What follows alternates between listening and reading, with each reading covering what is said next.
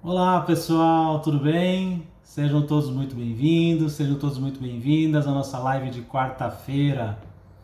Para vocês que ainda não me conhecem, meu nome é Marcos Barros, eu sou terapeuta, especialista no tratamento de fobias, não importa o tempo de fobia que você tem ou a intensidade da sua fobia. Sejam todos muito bem-vindos, sejam todos muito bem-vindas à nossa live de quarta-feira. Para quem não sabe, a nossa live de quarta-feira tem uma temática chamada Era uma Vez uma Fobia. Uma temática onde eu escolho uma fobia específica que eu já atendi aqui no meu consultório, conto o caso, a gente desenvolve sobre essa fobia específica.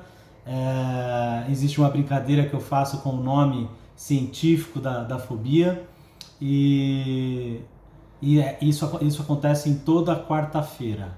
O tema da live hoje, Era uma Vez uma Fobia, é fobia de agulha. Eu quero saber de vocês aqui se algum de vocês sofre com fobia de agulha ou conhece alguém que sofre com fobia de agulha. Provavelmente sim, porque ela é muito comum. Agora, vocês sabiam que a fobia de agulha ela tem um nome científico? Na verdade, as fobias no geral, elas não têm o nome que nós costumamos dar para elas. Vocês sabiam disso? Elas têm um nome científico e eu geralmente faço uma brincadeira antes dessa live de quarta-feira, porque eu faço uma enquete sobre o nome científico dessa fobia. E dessa vez eu quis fazer de uma maneira dificultar de uma certa maneira, porque as duas últimas lives foram muito fáceis, né? Era a fobia de avião, a aerofobia, e a última era a claustrofobia, então todo mundo conhecia. Dessa vez foi um pouco diferente, porque o nome dessa fobia, normalmente, como a maioria das fobias, não remete à fobia em si. E vocês vão ver isso, eu vou mostrar aqui o resultado dessa enquete para vocês. Olha, eu dei 3 nomes diferentes. A primeira foi a maxofobia, a segunda a aikimofobia e a terceira apifobia. Eu fiz isso de propósito, tá? Coloquei 3 fobias começando com a mesma letra, justamente para confundir um pouquinho e o resultado foi positivo, porque realmente confundiu. Quem ganhou aqui com 40% dos votos foi a maxofobia, mas na verdade ela não é a fobia de agulha. A fobia de agulha, na verdade, é aikimofobia. A maxofobia, na verdade, ela é o medo de estar em carro em movimento. Medo de viajar de carro ou de algo em movimento, seja do passageiro, seja do motorista. Então, é o medo de estar em movimento, de carro em movimento. Veja, não tem nada a ver com a história. E a apifobia, como já é mais óbvio, é a fobia de abelhas. Então veja que dessa vez eu consegui confundir um pouco o pessoal que votou. Ganhou a fobia que estava errada, porque realmente não tem nada a ver. Então assim, se você conhece alguém que tem fobia de agulha ou que tem fobia de injeção, algo nesse sentido, e vocês podem chamar essa pessoa para assistir essa live. De repente ela está com vergonha, ela tem medo de falar que tem essa fobia, e uma dos meus motivos, assim, das minhas missões aqui para fazendo essas lives é justamente tirar essas pessoas com fobia do armário, mostrar para elas que ela não precisa sofrer por isso, que ela não precisa ter vergonha por causa disso, porque na verdade a fobia é algo automático. Ela não tem culpa disso. Ela não escolheu ter essa fobia. A fobia é algo que acontece automaticamente. E eu decidi escolher o nome dessa fobia por conta de um vídeo que viralizou essa semana. Eu não sei se vocês viram, de um homem bem forte. Ele foi filmado no meio de uma crise de fobia de agulhas. Então por isso eu até ia falar sobre fobia de agulhas mais pra frente, mas eu resolvi antecipar por conta desse vídeo que viralizou essa semana. Então daqui a pouquinho eu vou mostrar para vocês esse vídeo, ok? Bom, ao final dessa live eu vou responder algumas perguntas. Quem quiser fazer pergunta, fique à vontade, mas eu devo responder as perguntas ao final da live para que eu não perca o fio da meada aqui e a gente consiga fazer uma live mais fluida e a gente consiga conversar melhor. Tudo bem? Então, a fobia de agulha é uma das fobias mais comuns que existem. Mas exige uma certa explicação também, porque ela é muito confundida com o medo de agulha, porque é algo que geralmente causa um medo, causa alguma coisa em quase todo mundo. Então muita gente acha que tem fobia de agulha e na verdade não tem. Existem alguns requisitos que você precisa completar para que você seja considerado que você tenha fobia de agulha e que não seja só um medo de agulha. E aí nessa, eu também fiz uma enquete, hoje eu coloquei a foto de uma agulha e perguntei para as pessoas o quanto essa foto, aqui uma imagem de uma agulha, incomodava essas pessoas. E aí, o que aconteceu? Olha o resultado. 29% colocou pouco, 29% médio e 43% muito. Ou seja, a maioria das pessoas se incomodam com o simples fato de ver uma imagem de uma agulha. Entende? Então assim, agora, quer dizer que essas pessoas têm fobia de agulha? Não necessariamente. Ok? Porque a agulha é algo que dói e a gente não quer sentir dor. Então, a gente sabe que a gente é um tipo de fobia que ela comete muito crianças. Ela se desenvolve a maioria das vezes, a grande maioria das vezes, em crianças. Por quê? Imagina o seguinte, lembra que eu já falei para vocês que para que você tenha uma fobia é necessário que você tenha um trauma. Não existe a fobia sem um trauma prévio. E o trauma ele está muito relacionado à idade, à interpretação que o seu cérebro dá na idade em que você sofre o trauma. Então assim, você imagina o significado que tem para uma criança tomar injeção. E a criança nasce tomando injeção. Ela, para quem tem filho, sabe que a criança assim que nasce já começa a tomar vacina, já começa a tomar injeção. E dependendo da época do ano, quando ela vai crescendo um pouquinho mais, dependendo da época do ano, você está sempre no hospital e ela está sempre tomando algum tipo de injeção. Então, fatalmente, a chance de desenvolver uma fobia de agulha na primeira fase entre 4 e 5 anos de idade é muito alta. Por quê? Porque realmente dói. Só que, para nós, tem gente que não desenvolve. E tudo bem. Então você pensa hoje, você que não tem fobia de agulha. Ainda assim, quando você vai tomar uma injeção ou tu vai tomar uma vacina, dá um friozinho na barriga, né? Sempre dá aquela coisinha chata de tipo, puta, vou sentir uma dor que não... A gente não gosta de sentir dor, né? Que dirá uma criança. Mas a criança que é muito fácil de desenvolver essa fobia.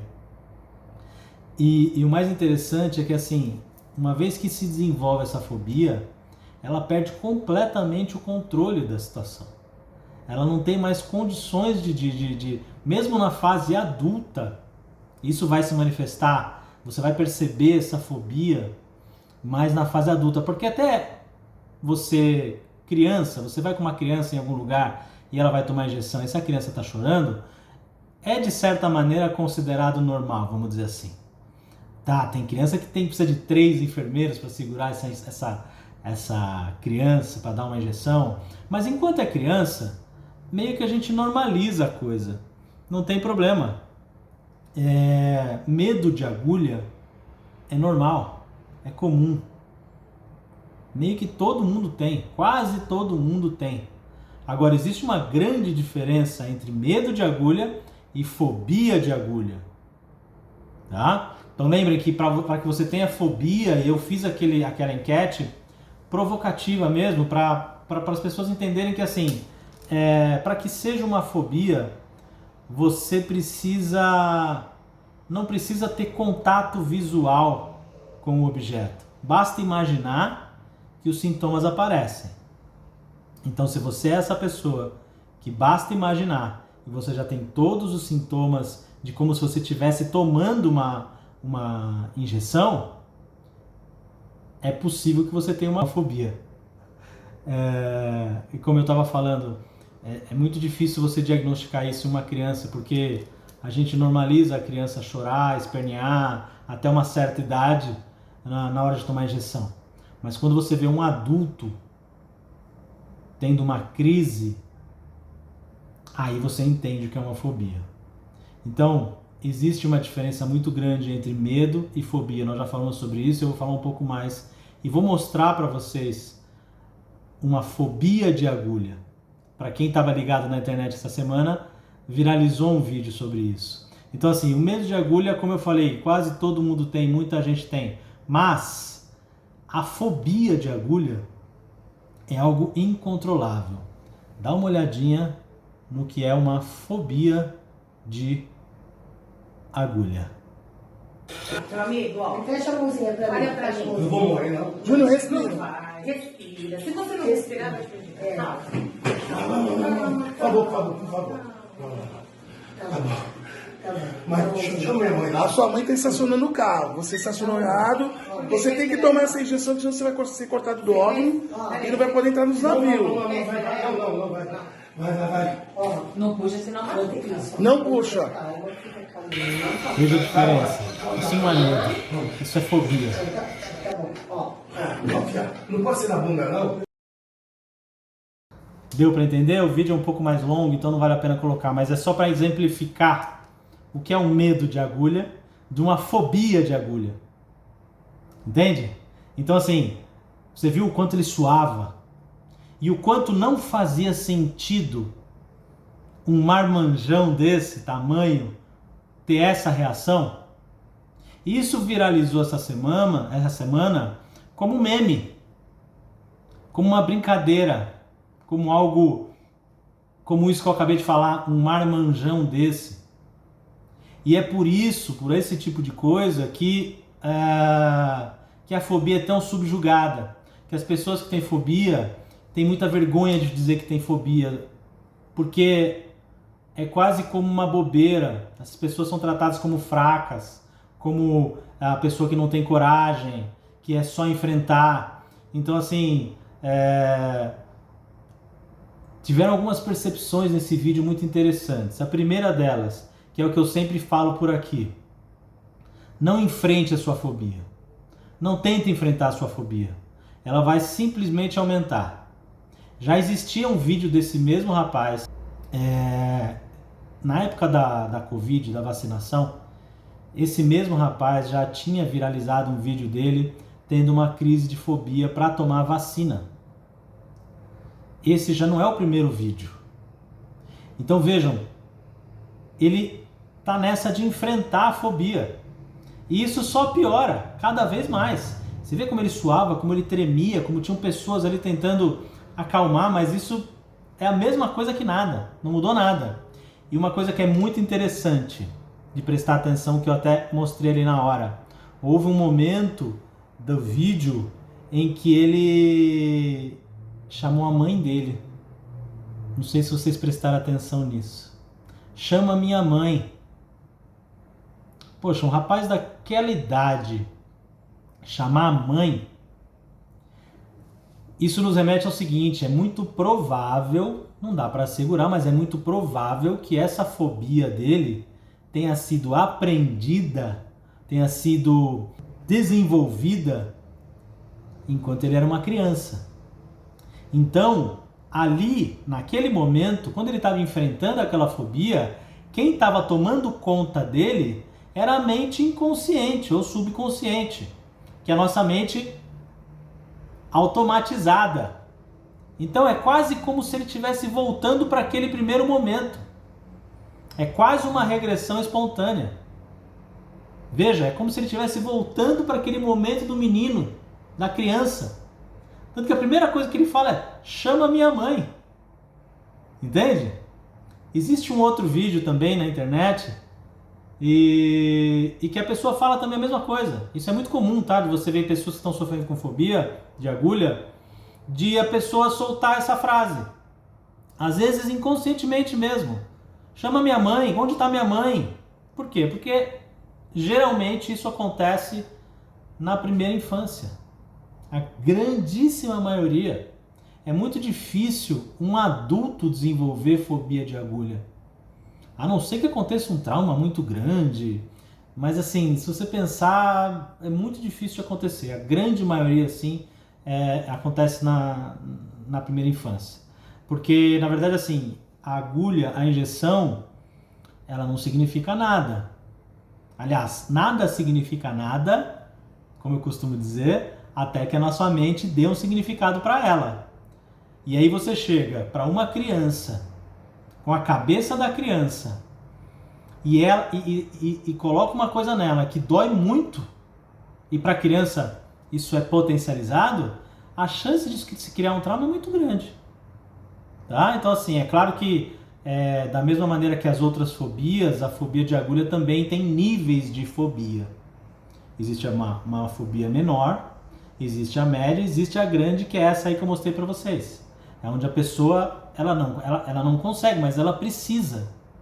Então, uma das ideias aqui que eu tenho também nessa live de quarta-feira é trazer as fobias, porque existem, tem um professor meu, um mentor meu, que ele fala, que é muito engraçado e eu concordo, que existem as fobias que a gente chama fobia espinha, que é aquela fobia que não atrapalha muito a vida da pessoa, ela maquia, ultrapassa e vive a vida, normal.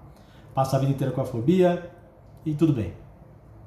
Agora, tem as fobias que eles chamam de fratura exposta, que precisam ser tratadas imediatamente, porque essa pessoa sofre demais. Então assim, a fobia de agulha é algo que você precisa tratar. Você tem uma chance muito grande na vida de tomar uma injeção. Qual é a chance disso acontecer? Cara, 100%. Em algum momento da sua vida. Pode ser vacina, pode ser remédio, enfim. Então assim, é fundamental. Essa é uma das fobias que precisam ser tratadas. E muita gente não sabe que é possível tratar. Muita gente acredita mesmo de que como disseram aqui na live, vira piada. A pessoa vira piada. E ela se enxerga como piada cada vez mais. Porque quando ela sai dali, essa pessoa, provavelmente que eu mostrei no vídeo, quando ela saiu daquele local, imediatamente depois a emoção foi embora. E o racional tomou conta de novo. E aí ela percebe que aquilo não faz o menor sentido. Aquilo que ela passou ali não fez o menor sentido. Então ela se acha uma piada. A pessoa se acha uma piada. E ela acaba não procurando tratamento e passa a vida inteira sofrendo dessa maneira. Imagina, cada vez que você tiver que tomar uma injeção, uma vacina ou algo do gênero, você sofrer dessa maneira, desse tanto, na idade que essa pessoa tem. Imagina o quanto ela já não sofreu.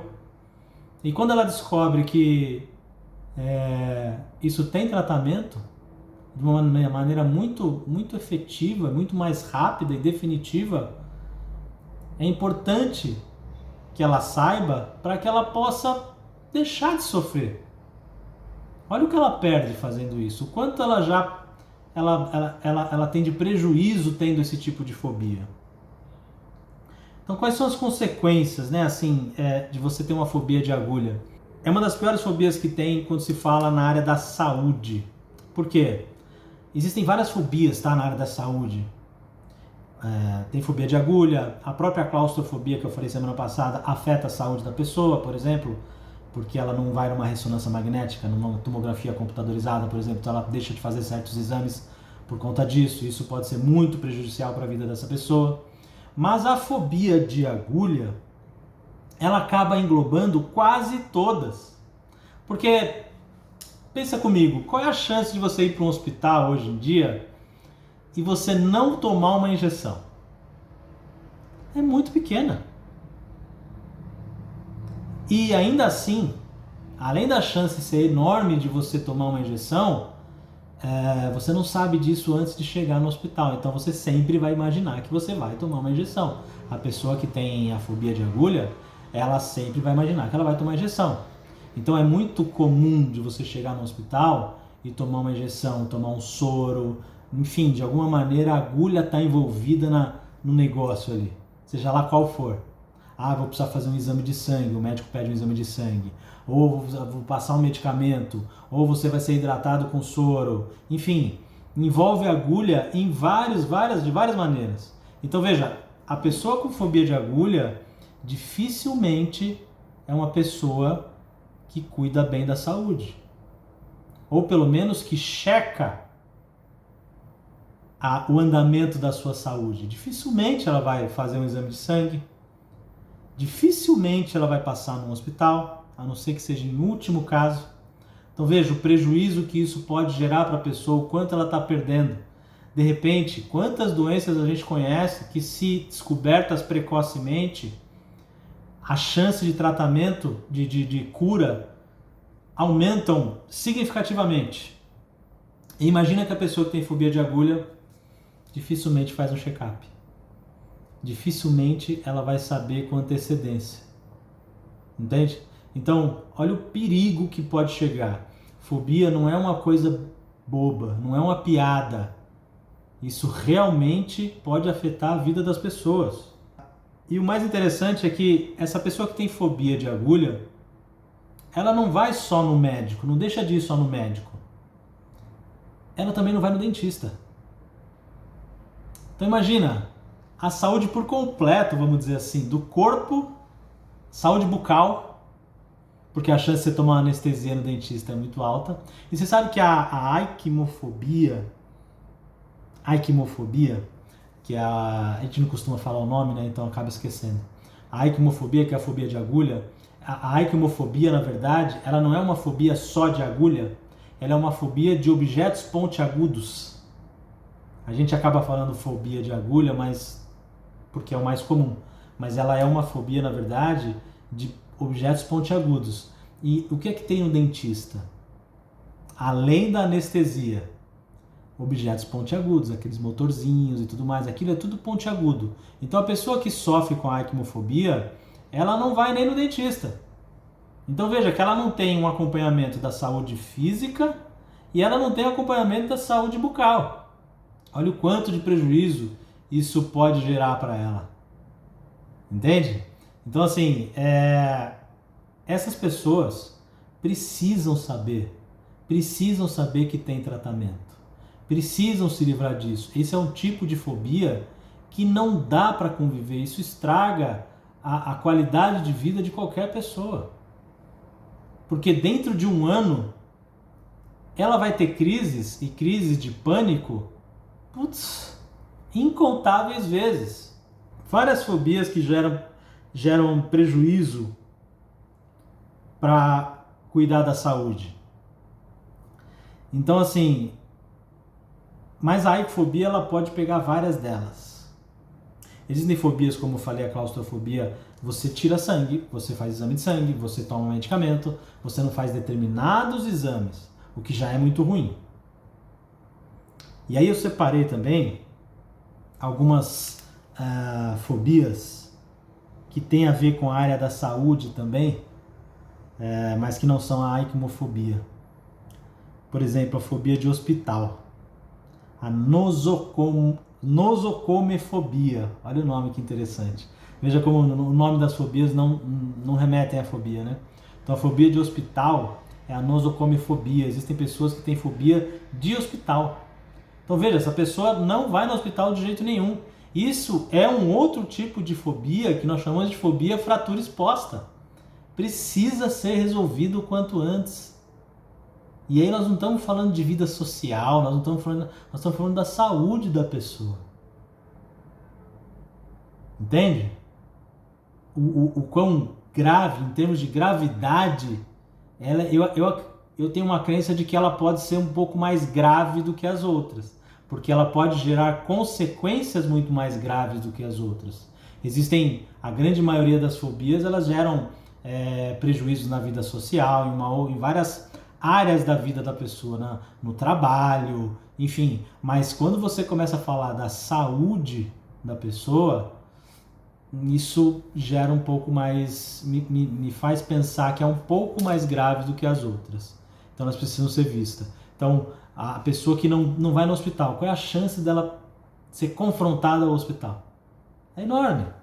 E vocês viram no vídeo que quanto mais se enfrenta a fobia, mais você reforça para o seu cérebro que aquilo é danoso. Por quê? No caso específico, inclusive, da fobia de agulha, por quê? Vai doer. Vai doer de novo. A pessoa vai ter a mesma experiência ruim. Então você imagina que você tem um pote cheio de bolinhas vermelhas, que são as experiências ruins que você tem na vida, que está na sua mente subconsciente ou mente inconsciente. Quando você tenta enfrentar essa fobia, vamos dizer assim, na lata, a força, é como se você estivesse colocando mais uma bolinha vermelha nesse pote. Cara, não adianta nada. Ela só reforça. E a cada vez que você tenta, você reforça essa crença. Lembrando que, para quem está chegando hoje e ainda não me ouviu falar sobre isso, fobia é algo automático. Você não precisa ter vergonha de ter fobia.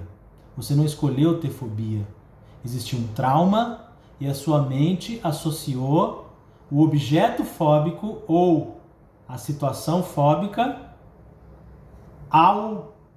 a sensação de pânico, de angústia, de ansiedade. Por que eu não falo só objeto fóbico? Porque não é só objeto, né? Se você pensar numa fobia de altura, a altura não é um objeto, então a situação fóbica. Então o cérebro ele se associa ou ao objeto fóbico ou à situação fóbica. E é uma associação automática, que você não tem controle, até que você consiga desfazer essa associação. E é isso que eu faço nos meus tratamentos.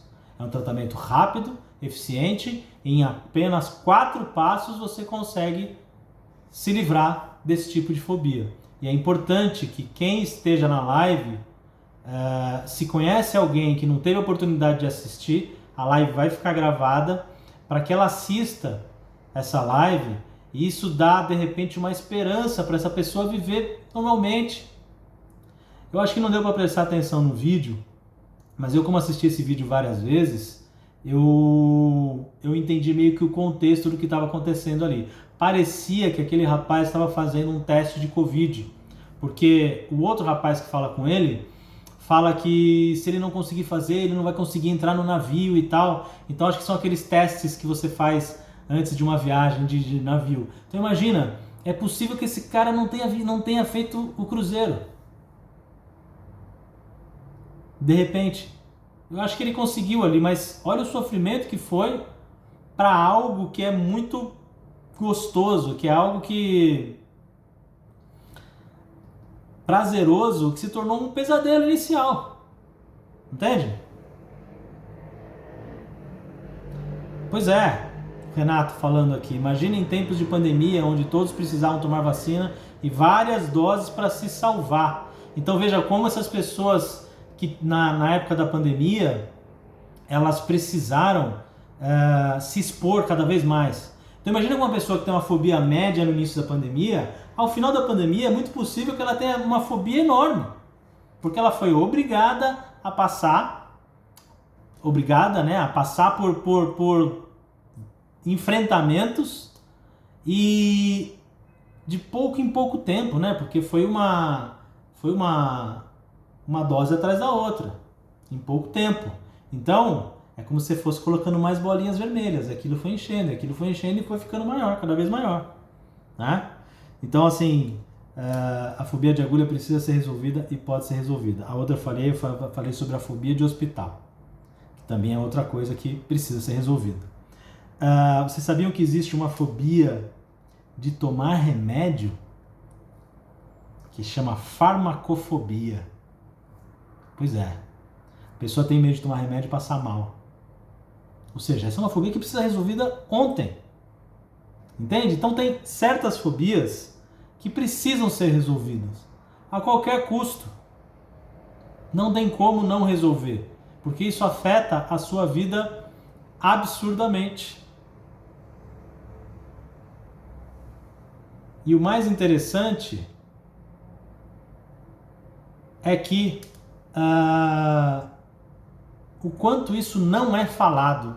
O que mais me deixa impressionado nesse cenário todo é o quanto isso não é falado, é o quanto isso é subjugado, é o quanto isso é colocado embaixo do tapete, por medo, por vergonha. Meu pai não entrava de jeito nenhum no hospital. Eu estou olhando agora aqui as perguntas, que nós estamos no final.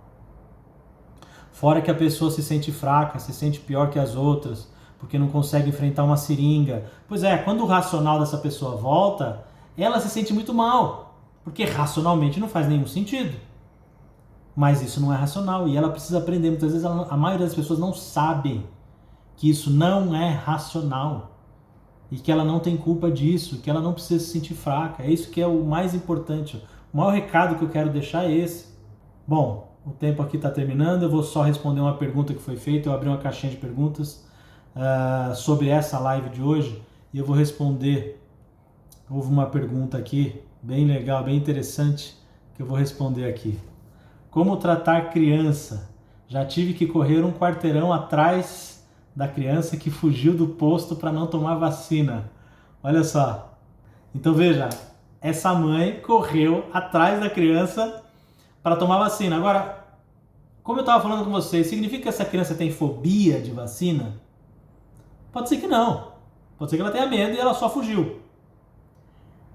A gente vai saber que se a fobia de verdade, à medida que ela vai crescendo e à medida que a coisa vai ficando sem sentido. Entende? Então, medo de agulha quase todo mundo tem. Fobia de agulha é outro patamar. Entende? Então, respondendo a essa pergunta, se a criança tem fobia de agulha, é um pouco difícil de diagnosticar, porque criança tem medo de agulha no geral, tem tratamento também como um tratamento no adulto. Lembra que eu falei, tratar a criança e tratar o adulto não tem muita diferença, a criança é até mais fácil, tá? Então, se for uma fobia ou qualquer outra fobia na criança, seguindo os 4 passos desse tratamento que eu faço, ela fica sem essa fobia. Ok? Alguma dúvida, gente, sobre fobia de agulha? Alguém tem mais alguma pergunta para fazer? Minha fobia é de altura e me atrapalha bastante. Não me sinto bem em avião, mas principalmente em prédio. Sacada não suporto ficar. Já fui em 6 profissionais e não resolveu. Adilson, tem live minha falando sobre isso, tá? Então, se quiser conversar comigo fora dessa live, a gente conversa, mas esse não é o tema desta live, tá? Mas tem live minha falando sobre isso. Se quiser conversar comigo, você me chama, inbox que a gente conversa, tá? Mas saiba que o fato de você ter ido em 6 profissionais e não resolveu, não quer dizer que a sua fobia é mais grave do que qualquer outra fobia. Muitas vezes significa só que o método que foi utilizado, você descarta 6 métodos diferentes. Esses não funcionaram, mas não existem só 6. Existem vários métodos para tratar uma fobia. E às vezes a pessoa pensa isso. O fato de um profissional não ter resolvido, isso dá a impressão para nós, de quem sofre com fobia, e eu já fui uma pessoa dessa, de que a minha fobia é mais forte ou é diferente das outras fobias. E não é. As fobias, existe um mecanismo do seu cérebro para desenvolver essa fobia. E quando você entende esse mecanismo, e você faz o que precisa ser feito, e você segue os 4 passos, você resolve isso de uma maneira rápida e definitiva. Ok? Muito esclarecedor, muito bem. Bom, gente, deu o meu tempo aqui. Muito obrigado, queria agradecer a presença de todos. Segunda-feira estamos aqui de novo para mais uma live, e quarta que vem tem mais uma fobia, era uma vez uma fobia, de uma outra fobia. Um beijo a todos, tenham todos uma boa noite. Tchau!